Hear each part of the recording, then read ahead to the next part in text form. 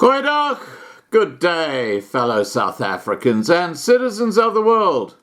And you know, when you've got a racist bunch of employment policies and how to do business policies like the ANC have, which are aimed at just empowering and enriching the very few select ANC cadre at the top, from the president down and his family and all that sort of stuff, and the rest of the black community are completely left in the dark, and their situation is not getting better since 1994. It is getting dramatically worse.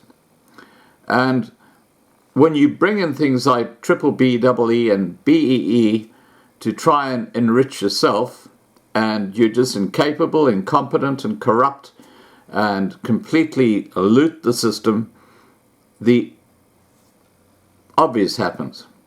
The whole thing falls apart. And what we're talking about here is a very interesting manner in which BEE has actually impacted a bank in South Africa. Now remember, these companies have to have 51% black ownership to be able to do any dealings with the government and with major corporations and stuff like that. So it's basically a ball and chain around your leg.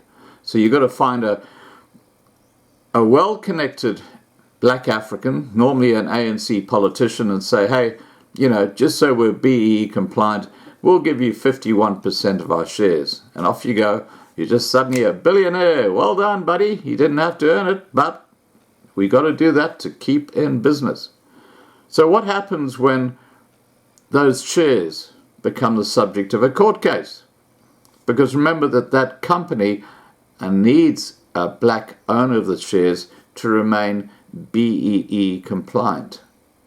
Well, we have a classic example of how a corrupted system, a racist system, impacts when things go pear-shaped. And we're talking about Capitec Bank here. Capitec Bank will probably have to back down from its attempts to block a 500 million rand settlement that would see Regiment's Capital repay money it stole from the Transnet Second Defined Benefit Fund, or the Transnet Second Defined Benefit Fund.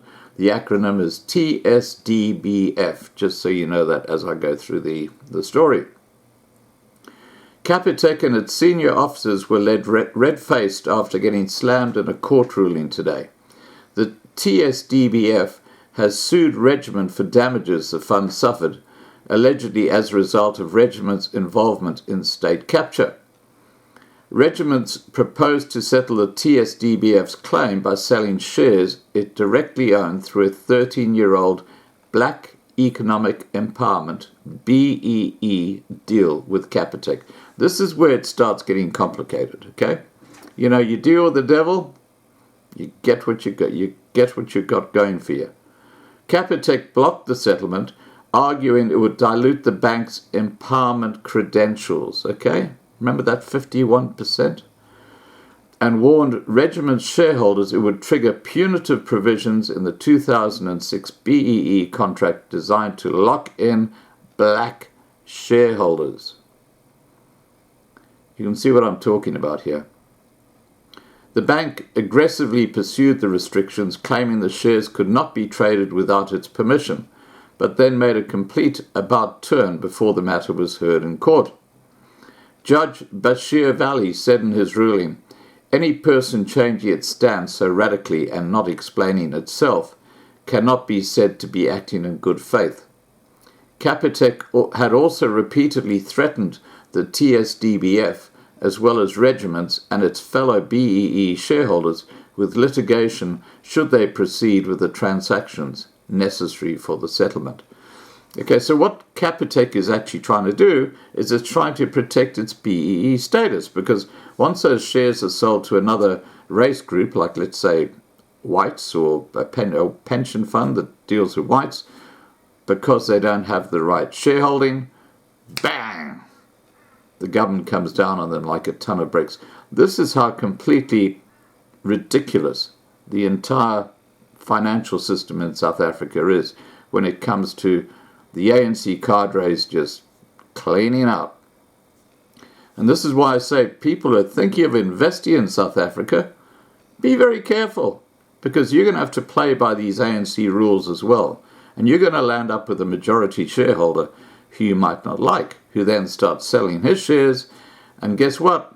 You're then no longer BEE compliant. It's a complete hornet's nest, believe me. Anyway, getting back to the story. So Capitec had also repeatedly threatened the TSDBF as well as residents and its fellow BEE shareholders with litigation should they proceed with the transactions necessary for the settlement. Judge Valley said the threat was either grossly careless or deliberately designed to intimidate BEE shareholders and directors as well as the TSDBF. Such conduct is not consonant with its duty of good faith and reasonable conduct. Elsewhere, Judge Valley noted, by refusing to grant consent for the sale on this basis means that it, Capitec, is quite willing to retain Regiments as a shareholder, even though it recognizes that Regiments has stolen more than 1 billion rand from the indigent pensioners belonging to the TDSBF.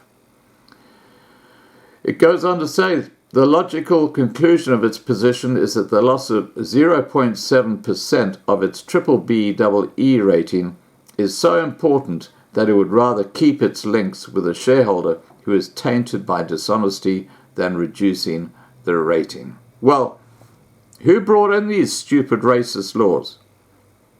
The ANC government. And this is what happens when you start fiddling with business and you start doing this sort of shit. It's self-evident. And I'm sure there's going to be a lot more of this happening in the future too. All right, guys, please remember to subscribe to be kept informed. Ring the bell for the updates. Please like this video. Please share this video. And above all, stay safe.